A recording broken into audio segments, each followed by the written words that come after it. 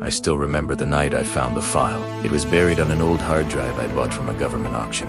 Nothing unusual at first, just weather logs, sensor data, coordinates. But one folder was locked under a name that didn't match any department I could trace. It was called Project Icarus. I thought it was some old weather experiment, maybe atmospheric testing from the 70s. But inside were hundreds of images showing heat signatures along the 33rd parallel. Not random spots either, perfectly spaced points across the globe. From the pyramids in Egypt to ancient ruins in Mexico to classified military zones in Nevada. The timestamps on the files didn't make sense either. Some were dated years before satellites even existed. I started looking up the coordinates.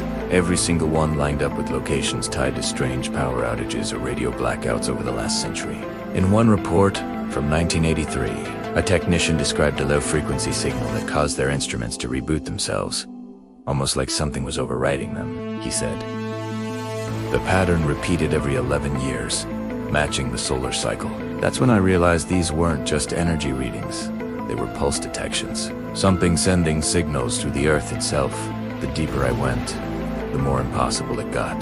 One document referenced a device discovered in 1901 off the coast of Greece, the Antikythera mechanism.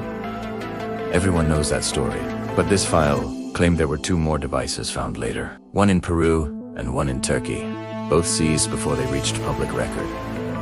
The note said they weren't clocks or navigation tools. They were synchronizers. I checked satellite archives from NASA, NOAA, and even the old Soviet Mir data.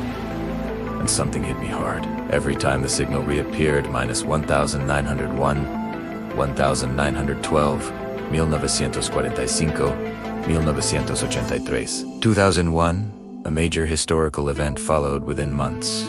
The Titanic sinking Hiroshima. Chernobyl and 9/11 partes, the years matched the cycle perfectly.